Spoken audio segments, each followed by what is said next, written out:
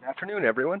My name is Mark Dirks, and on behalf of ACRL in Choice, I would like to welcome you to today's program, Reflections on the 75th Anniversary of D-Day, the Personal Experiences of World War II, which is sponsored by Adam Matthew. Today's discussion is one in a series of sponsored webinars from ACRL in Choice that addresses new ideas, developments, and products of interest to the academic library community. Free to users, these structured 60-minute live presentations provide the opportunity for interactive discussions of important new issues and developments in academic librarianship by librarians, vendors, authors, and other interested stakeholders. Before we begin, I would like to point out a few features of the webinar software. In the main area of the screen, you should be able to follow along with the presentation materials. Along the right-hand side, you should see a Q&A panel and perhaps a chat panel. If you don't see the chat panel, you can click the little button that looks a little bit like a dialog cloud on the bottom of your screen, and that should open up the chat panel for you. Please use the Q&A panel to submit your questions for the speakers. At the end of the presentation, they will take a few minutes to answer your questions, so please do send in any questions throughout the presentation. If you experience any technical issues, that's what the chat panel's for. You can message me directly, and we'll troubleshoot the issue privately. Today, we're using the hashtag ACRL Choice Webinars during the event. So if you have another screen handy, shout out to us. We're at choice_reviews on Twitter. Also note that we are recording today's program. So be on the lookout for a follow-up email with a link to the recording from ACRL in Choice. With that, I do believe we are ready to get started. So I will pass the presentation over to you, Sophie.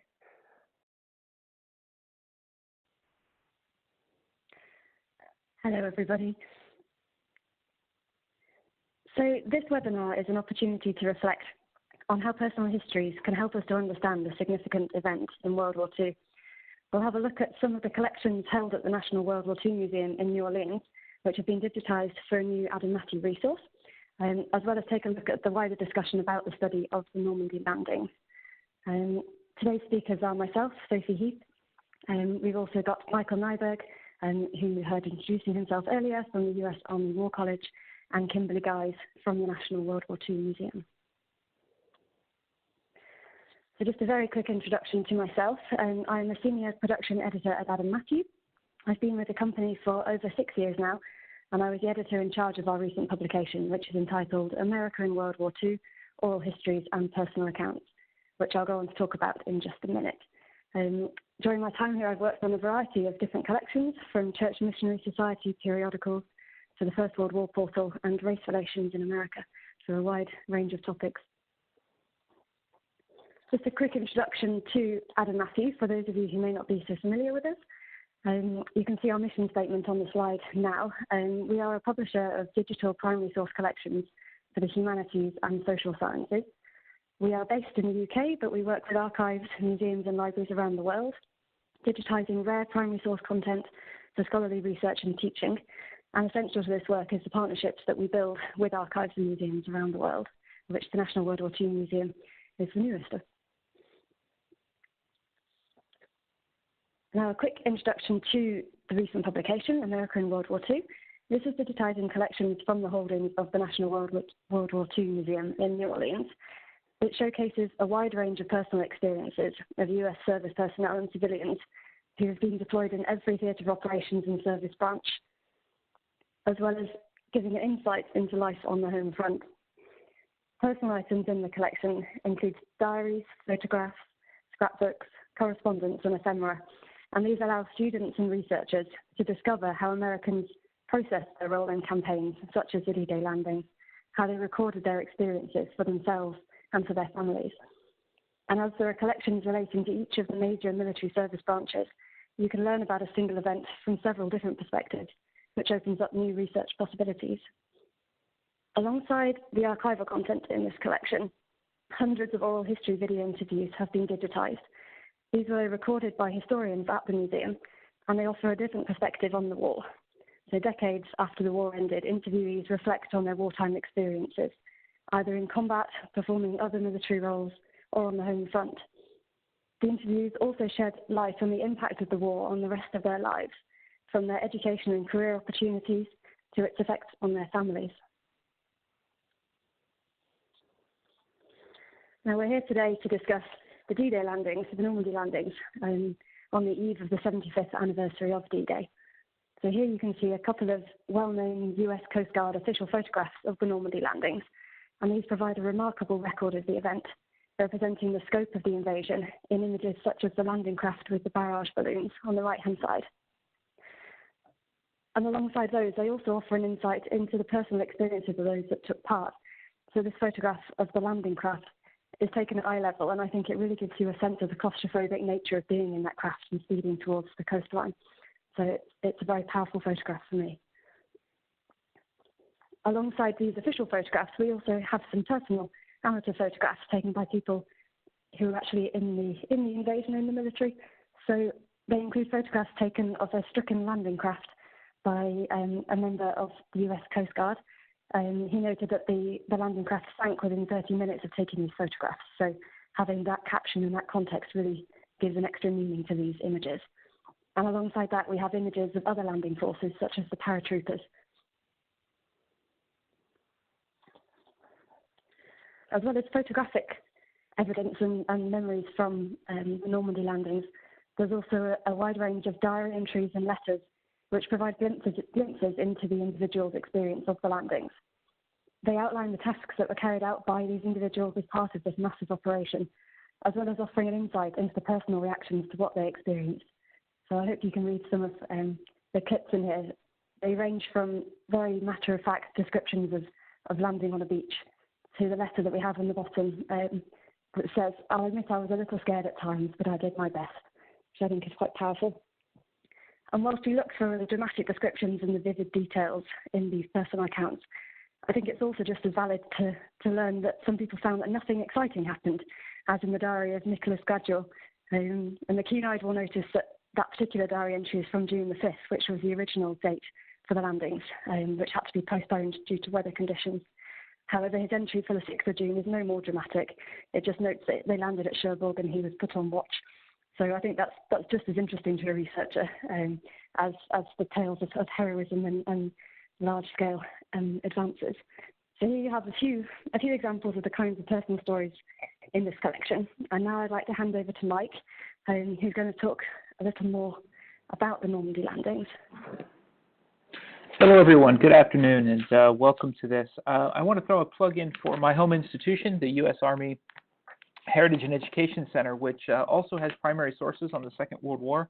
We're in a process right now of digitizing all of them, which ought to be very interesting and will take a very long time. But over time, you should be able to get some primary sources on D-Day through that as well. What I want to do here today in the next 15 minutes is do two things, really. I want to set the stage a little bit by giving you some historical context for some of the personal narratives and things that you're going to be hearing about. And I also want to talk just a little bit about how historians like myself are starting to think about the Normandy operation 75 years after it happened, how historiography and how we as scholars are changing the way that we think, not just about the Normandy operation, but about the Second World War more generally. And it is true that when the veterans, for lack of a better phrase, sort of begin to leave the stage, to put it as euphemistically as possible, it does open up a space for scholars to kind of change their attitudes on some things. So this happened with the First World War, which was a process I was a part of, and now it's starting to happen with the Second as well. The first thing I think to do is give a sense of the geography of Normandy, where it is and what it looks like. I think that really helps students to visualize what these men went through, what the operation was intended to do. You can see here, it's from a military perspective, it's a very difficult beach. This is near the Pointe du Hoc. This is a very short, narrow beaches, means there's not very much room to operate, and of course those tall cliffs. And so one thing to emphasize is just the difficulty of the terrain and the context, the historical context of what's happening around June of 1944. One thing that's happening is the stalemate that's happening in Italy, which has led the United States to look for, especially the United States, but Britain too, to look for another front, to search for a successful operation somewhere. The desire to make sure that a Western front helps keep Russia in the war for as long as possible, and to help Russia conduct its own offensive, which I'll talk about in just a while.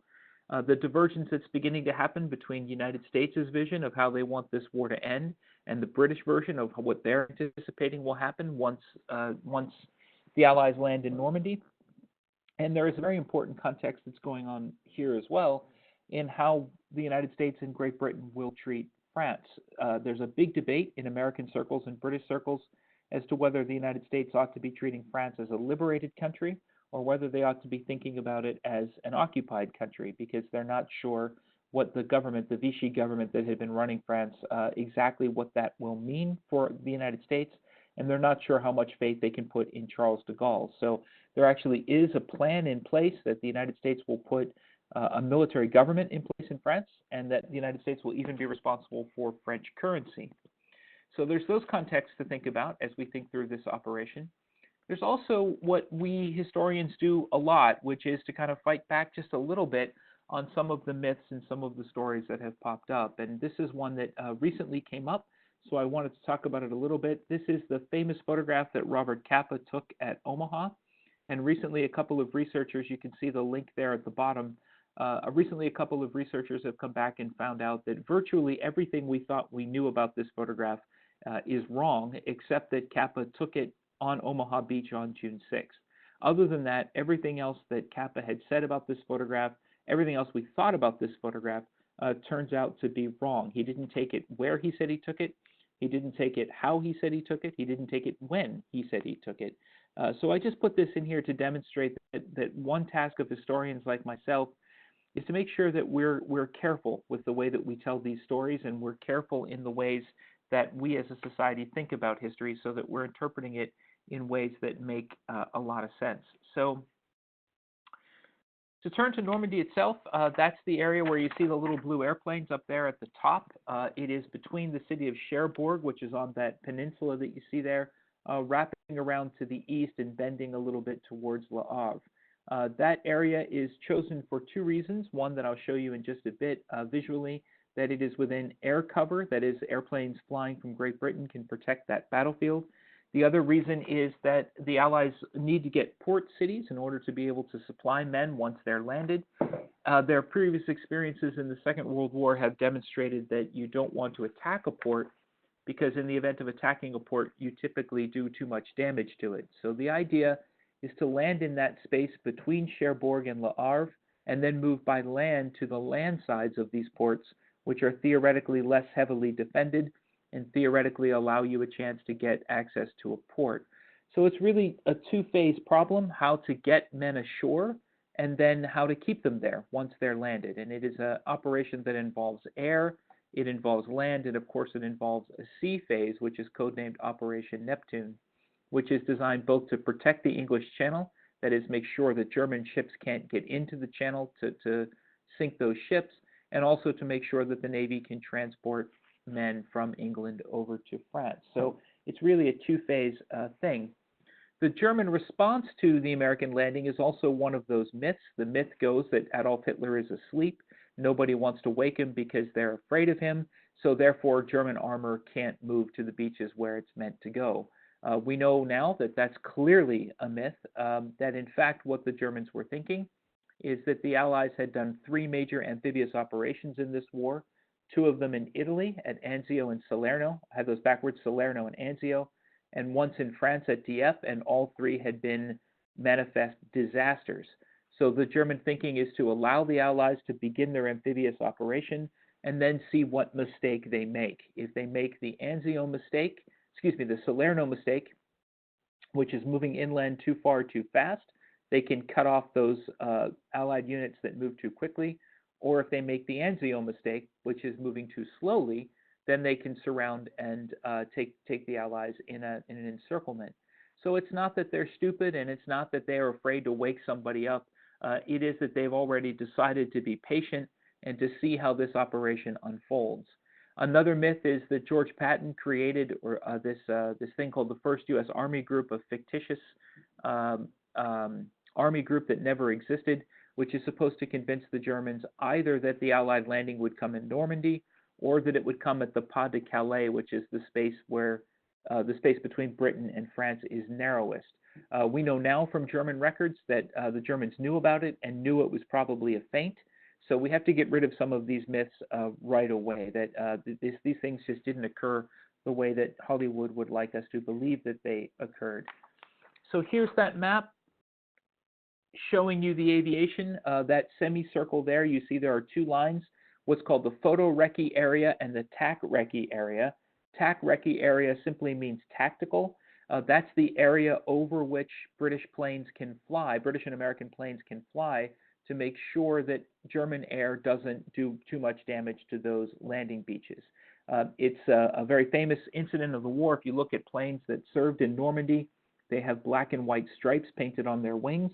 Those are called invasion stripes, and they're there simply so that Allied troops can look up in the air, and if the planes that they see have those stripes, it means that they're friendly. If they don't have those stripes, it means that they're not friendly. That's both for targeting at them, that's also just simply for morale. So when Allied soldiers look up and see dozens and dozens and hundreds of these planes in the air with those stripes, they know that the Allies have air supremacy, which is really important. You can also see the sea lanes that are sketched out there, so you can get a sense of the unbelievably complex planning that went on in this operation, and you can get a sense too of just all of the problems that the Allies were trying to deal with. Dwight Eisenhower, who's in overall command of this, had a big argument with the Allied air commanders. They wanted their bombers to continue bombing sites in Germany. Eisenhower wanted them bombing sites in France to destroy basically anything that the Germans could use to bring military force into the Normandy beachhead. The air commanders were reluctant to do that. Eisenhower eventually more or less won that argument. And that's a story that's often told. The part of that story that's not often told is that by bombing France, of course, it meant that the Allies were bombing a country they were themselves coming to liberate. I have a close friend of mine in France. His father is a brigadier general in the French Air Force. His mother was living in Normandy during all of this and has memories of this from her childhood, that this paradox of having to live under the bombardment of the United States and Great Britain, knowing that that bombardment is a key element in your salvation, and that the difficulty of working that through, and the moral problems that Allied bombers and Allied commanders had as they were trying to figure all of this out. Winston Churchill was particularly bothered by this and set strict limits on what the British Air Force could do, but we think in the end about 14,000 French civilians are killed by American and British bombardment of these areas. So it's an important thing to consider that's often not part of the story of D-Day and of the way that we're thinking about this. Again, supply is a critical issue. It means that the Allies have to get to the cities of Cherbourg and Le Havre before the Germans can damage those port facilities and deny them to the Allies. In the end, they don't get there in time. Cherbourg, in particular, is very badly damaged by the Germans. There are two artificial harbors that are built, Port Winston and Port Churchill, they're called. If you go to the French city of Ouistreham and Arromanches, you can still see bits and pieces of these so-called mulberries, but they're damaged in a storm shortly after the landing. So supply becomes a major problem, especially as the Allies begin to push out of Normandy, west into the Breton Peninsula, which you see there on the map, or east toward the capital city of Paris, which is just outside that semicircular area to the east-southeast. So supply is going to become a major problem for the Allies as they're trying to get off of these beaches and move forward. And just a reminder, it's not just Germany that suffers in the Second World War from all this damage. It is, of course, France as well. This is the French town of Caen, C-A-E-N, which is in the British sector following D-Day. It's a major communications hub, by which I mean several rail lines and road lines go through there, meaning that it's very, very, very heavily fought over during the June 1944 period. Today, it looks like a modern, built in the 1950s city because it was so badly damaged that the French decided to clear it and start again. By contrast, the lovely, beautiful Norman city of Bayeux, which was taken by the Allies almost without a fight, retains its beautiful and lovely medieval charm. So it's easy to see as you're going through Normandy, if you know what you're looking at, it's fairly easy to see which towns were fought over the most and which ones were captured relatively easily. Paris as well is a subject of bombardment because Paris is where most of the French rail nets go through one way or the other. So Allied bombers struck Paris on a number of occasions and did quite a bit of damage, especially to the La Chapelle area, which is where the French Gare du Nord and Gare de l'Est terminate. Again, just to put this in a little bit of perspective, this is happening at about the same time that the Normandy operation is happening. This is the massive Russian operation on the Eastern Front, the so-called Operation Bagration, that it starts on June 22nd and runs all the way to August 19th, about the time that the Allies get to Paris. So if you want to, the reason that we focus on this so much as historians is to make sure that we understand that in the grand strategic part of the war, Normandy is one part of a massive operation designed to start putting pressure on the Germans from both sides, and the Russian operation is by far the much larger. So if you look on the right-hand side, you'll see those boxes that say things like 3rd Baltic, 2nd Baltic, 1st Baltic. Any one of those is larger than the entire landing force on D-Day, any one of those boxes. So you're talking about an enormous operation that is taking place. And this is part of a grand strategic design to integrate the Western Front and the Eastern Front and keep as much pressure on the Germans as possible.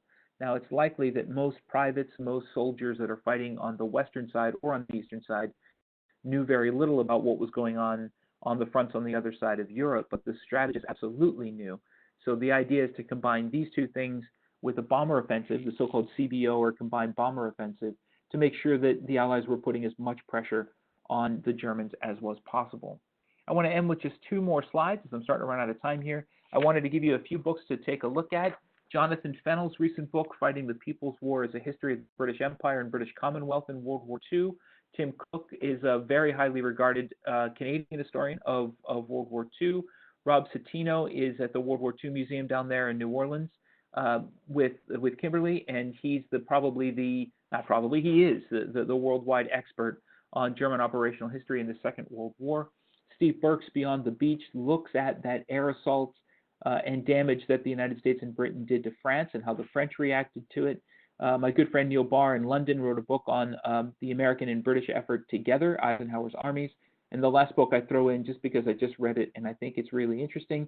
It's about a woman named Madame Fourcaud who ran a spy network inside France during the Second World War. And the last slide I want to show you is just the British military cemetery at Bayeux. You can see in the distance the magnificent Bayeux Cathedral. This is the British cemetery that's just outside of town there. And I want to do this really for 2 reasons. The first is that we scholars have to make sure that we're teaching history the right way, in part to make sure that people understand the sacrifice and the reasons for the sacrifice for the men like these that are buried here in Bayeux. And the other reason that we do this, of course, is because it is those individual stories. It is those stories of the people and the connection to the individual that often gets people so interested in history in the first place. And the British cemeteries do something that no other cemetery does. They are fairly standard in the format of them. As you can see there across, they're all the same size, they're all the same shape.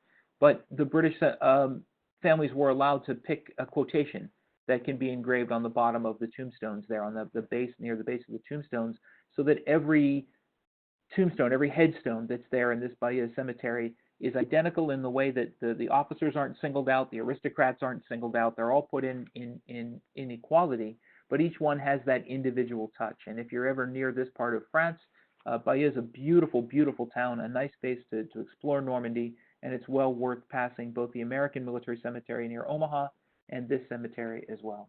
Thanks very much.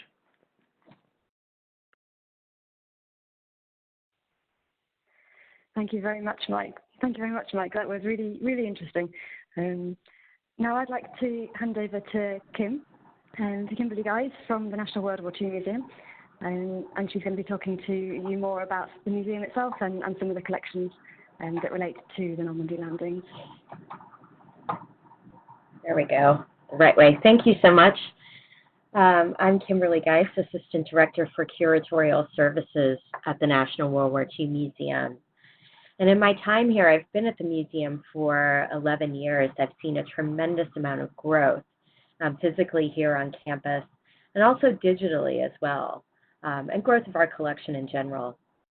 I was part of the dedicated team. I know some of my colleagues are listening in, but part of the team that worked to select, prepare, and interpret the collections which make up the American World War II collection. And the theme of this webinar is tied not only to the upcoming anniversary of D-Day, but is linked to the very existence of the museum. So the National World War II Museum we opened as the National D-Day Museum on D-Day in 2000. And many locals, in fact, refer to the museum still as the D-Day Museum. Our exhibits in our collection initially centered on the Normandy campaign, and the opening of the museum that you see here featured a parade of veterans. It was deemed one of the largest gatherings of World War II veterans since the end of the war. And here in this photograph, you see some notables, people you may recognize, Steven Spielberg and Tom Hanks, who are big supporters of the museum, alongside the museum founder, Stephen Ambrose, and president, until recently, Nick Mueller. So Stephen Ambrose, the writer and historian who you see here on the right, he was at the University of New Orleans and worked, of course, on Band of Brothers, D-Day, and Citizen Soldiers, among other works. And he conceived of the D-Day Museum. He also shined a light on Andrew Jackson Higgins, who is the gentleman on the left, who was termed by Eisenhower the man who won the war for us. And Higgins designed and built more than 20,000 boats for the Navy. The most famous were the LCVPs, or the landing craft, which came to be known as Higgins boats. And so that's very much a part of our makeup here, and the reason we're in New Orleans. So here you see some of our original Normandy exhibits, and they still exist, although we've given them a fresh coat of paint, but the stories remain the same. So you see the LCVP on the right and a crash glider scene there on the left. So we've built on these original exhibits and have expanded exponentially. In 2004, an act of Congress designated the museum as America's National World War II Museum. And our mission is to tell the story of the American experience in the war that changed the world, why it was fought, how it was won, and what it means today, so that all generations will understand the price of freedom and be inspired by what they learn. So that's it, simple little mission, right? The museum builds largely on the work of Dr. Ambrose, who focused heavily on the use of oral histories and the personal narrative. So we've heard that a lot today about the personal narratives and personal stories.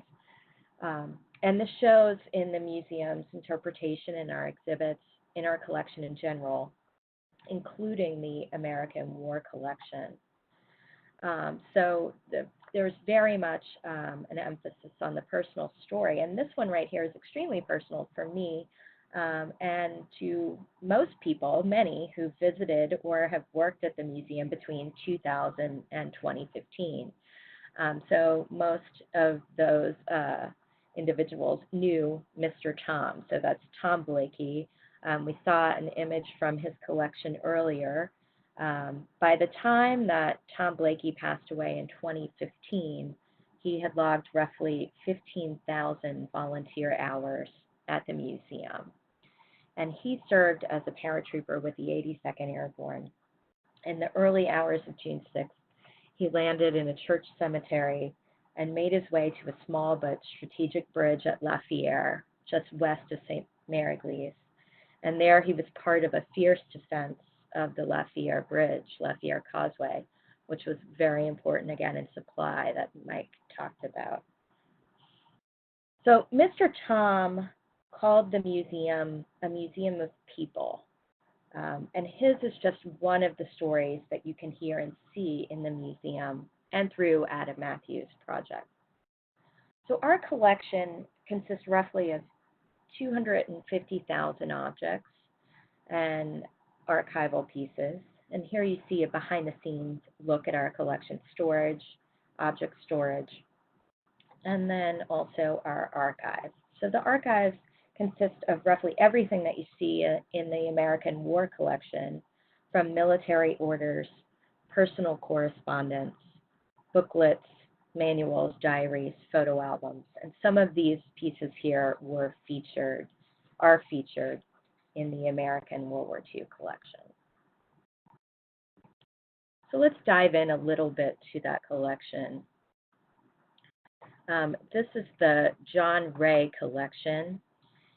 And like many of the museum's early material, John Ray was native to the New Orleans area. So a lot of those early donations in the museum's life came from people who lived close to the museum.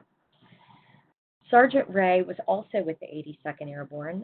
I didn't mean to really focus on just the 82nd Airborne, but that's how it shook out.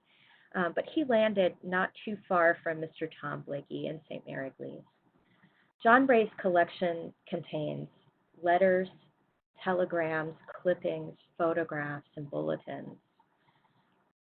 A set of, here you see a set of clippings, well, a photograph, but a set of clippings and photos tell the story of how John Ray and his brother Stanley, who was serving in the Army Air Forces, were able to meet briefly in England through the efforts of the Red Cross after having been separated since 1941.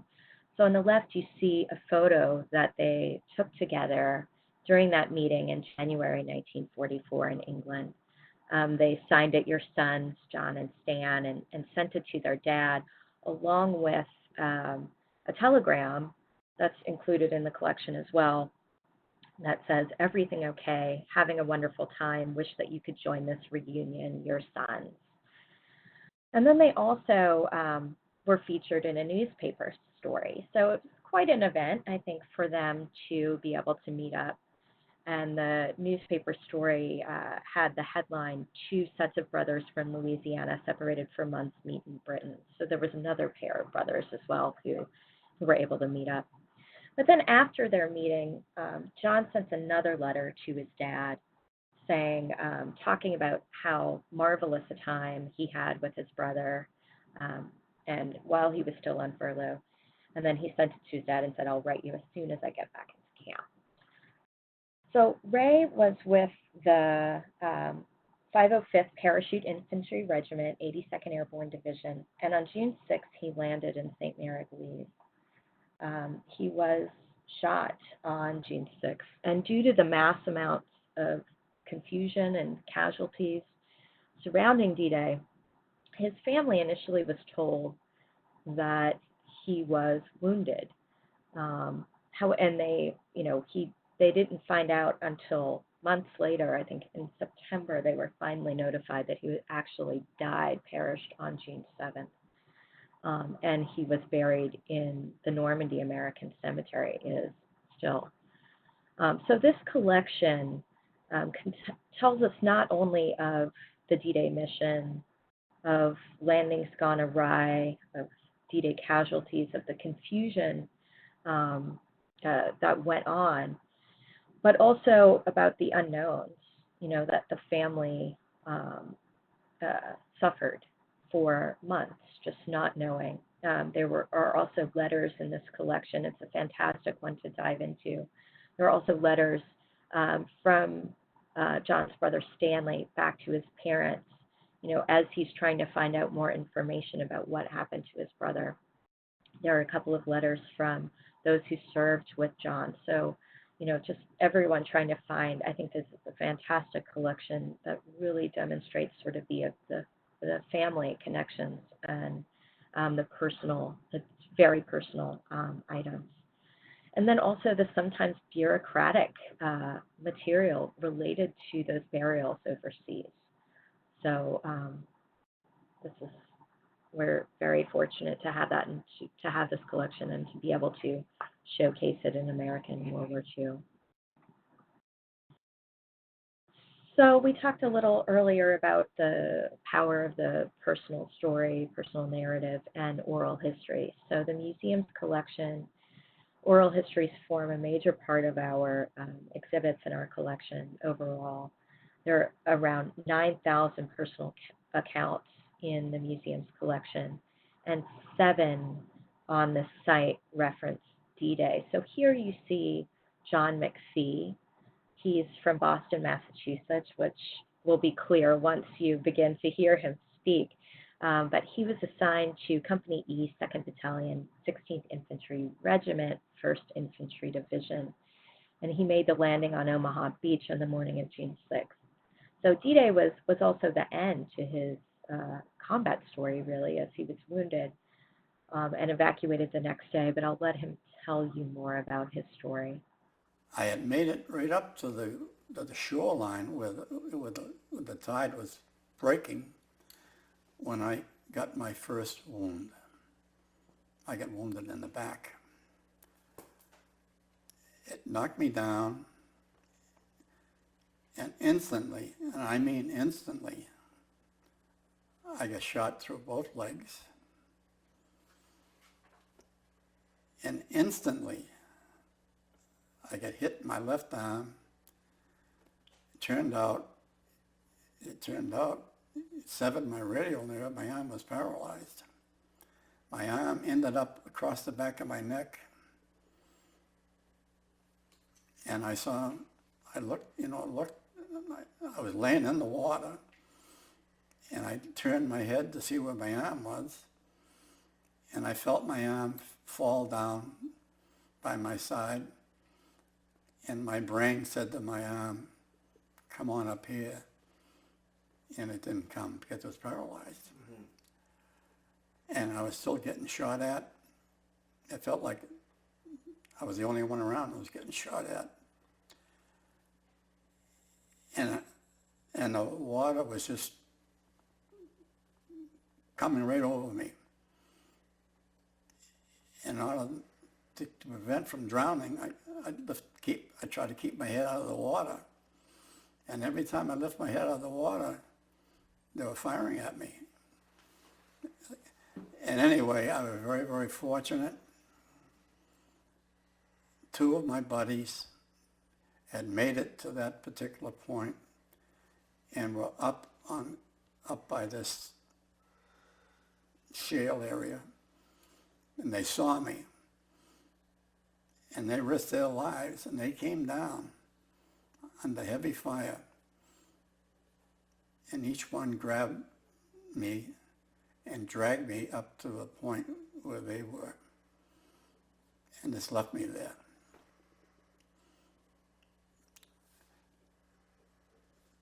The artillery was still coming in, mortars were still coming in, and I just laid there.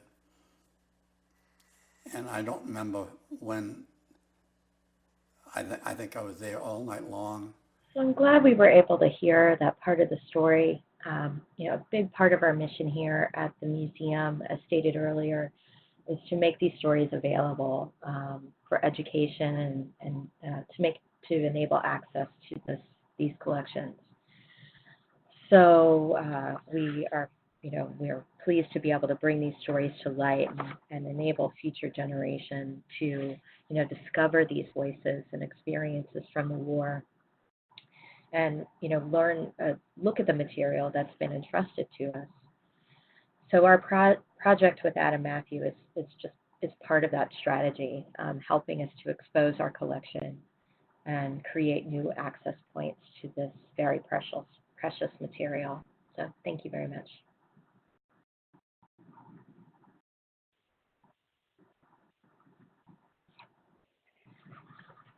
Thank you very much, Kim. That was really, really interesting and lovely to go a bit in depth into some of those personal stories. I personally found it very fascinating and moving learning about the individuals whose collections we have in our American World War II project. And it's nice to hear things from your perspective as well. I think at this point we can move on to some questions that we've had in from those of you who are listening, and please feel free to fire some more at us, and we will share them out between the panel. I think, Kim, there's a question that I think would be useful for you to answer.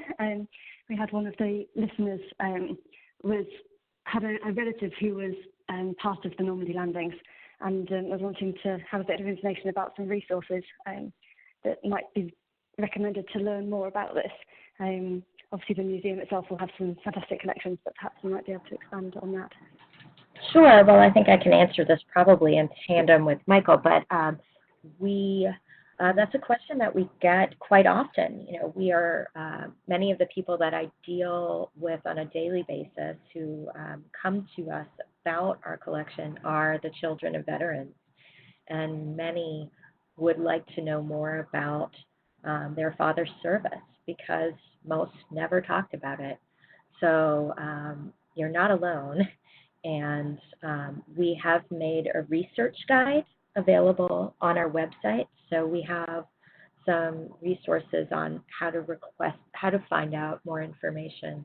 And it's a very thorough research guide on how to request information from various entities, and then also some sources for additional information. And Michael, do you have anything to follow up on that? Yeah, I would just say that most personnel records, unfortunately, were lost in a fire in the National Archives in St. Louis in the 1970s. So we've lost a lot of that material. But each of the armed services, the Army, Marine Corps, Navy, Air Force, has a research facility. The Army's is right here in Carlisle, and it is partly their job to help you with that. So you can contact them with as much information as you know about the unit, what dates of service, whatever you know, and they'll be able to at least tell you what that unit was doing, and they should be able to tell you if there's any reference to your ancestor in the primary documents. Unfortunately, the information is rarely in the form that would be most useful. There won't be stories about your ancestor in all likelihood, though there may be, but it's unlikely. And the Army, if it's Army, the Army has these wonderful veteran surveys that they've done, and you can find out if your ancestor took part in one of these surveys. And if they did, you can find out what they said about their experience. But as Kimberly said, I mean, my own godfather was a Guadalcanal and Solomon Islands veteran, and he just told me at a very young age, he said, I don't want to talk about it, and I never will talk about it. And so, you know, you have to respect that and just be aware that some people didn't want this story preserved.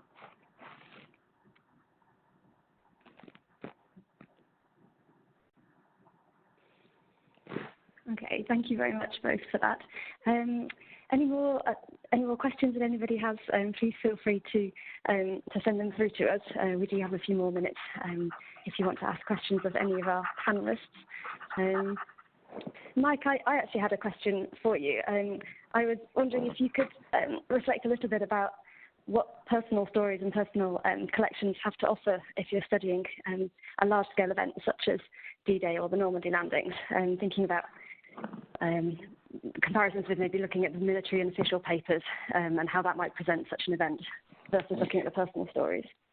Yeah, we have, here at the Army War College, we have mostly senior level stuff. We have a lot of soldier stuff too, but most of the stuff that I've worked with, it's senior level generals and folks that are making the big time decisions about the ways to do this. And what I find really interesting is to kind of triangulate things. I mean, we all know this, but the further one gets from an event and the older one gets, the less good our memories are. So it's interesting to me to either compare what people said, say in 1946 to what they said in 1976, or to kind of begin to triangulate from different sources. And one source we have here at the War College, we have the translated accounts of the German officers who were captured and interrogated by American forces. And that's always very interesting to say this is what the Americans thought the Germans were doing, and this is what the Germans thought the Germans were doing. It just depends on the kind of research project that you're doing. I did a book on the liberation of Paris in 1944, so it was great fun to go through, great geeky historian fun to go through and look at what American soldiers who came through Paris thought about that. What did they think they were doing? What did Paris look like to them?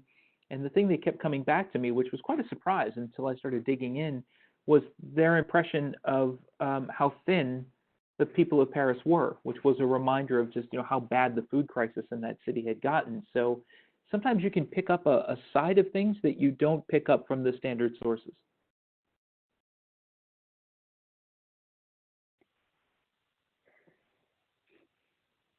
Yeah, that's absolutely right. Kim, do you have any comments on that as well, from your experience with the museum? Well, I think that our collection is unlike at the Army War College and at AHEC. Our collection is very much centered on the individual level, the personal experience, and not on the general. That's the material that we don't have very much of. But, I think we saw a few of the excerpts from personal letters that give you, real insight as to what people were wanting to communicate to their families, for instance. Maybe letting on a little bit, saying, I was scared, but I did my best. But it's those kinds of insights that can present sort of a new aspects to the social history, and not necessarily the larger picture of the campaign, but certainly how individuals interpreted the experience on a very personal level, or didn't interpret it.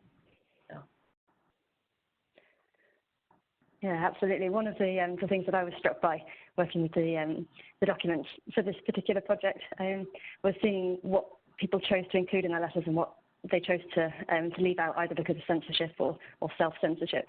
And we also had some collections not necessarily relating to D-Day, but some of the documents at the World War II Museum reflect the experiences of lots of different family members, and so you can see how they communicated with each other and which information they chose to share. So it's fantastic to have it all in one place to be able to make those comparisons. Yeah, I mean, you're going to tell your father something different than you would tell your mother or your wife or your girlfriend. So, when you can find those multiple, voices and perspectives, it's really a treasure.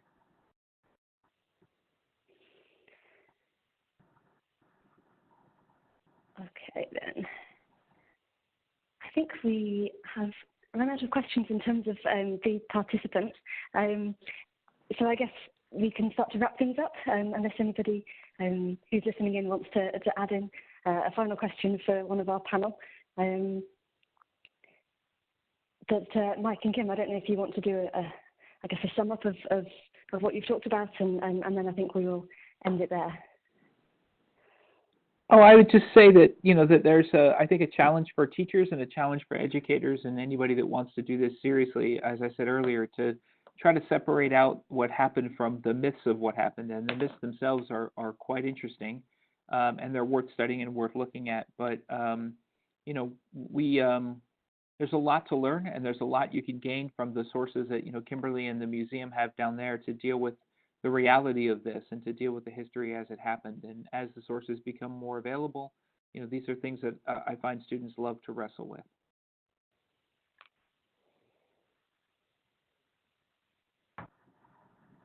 So I'll just add, this is Kimberly, I'll just add that I've included the link to our guide on how to research a veteran in the chat here. So if anyone would like to refer to that, that's a great resource that one of my colleagues helped assemble.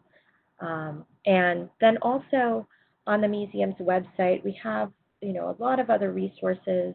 We do a featured artifact blog, and so where we write about some of the personal stories, the personal correspondence, and some of the fantastic pieces that we have. So in addition to our collection with Adam Matthew, we have, we feature a lot of material on our website where we analyze material in depth, and we have new material coming in every single day. That's a big part of my job here at the museum, is to discover new material. So that's not slowing down.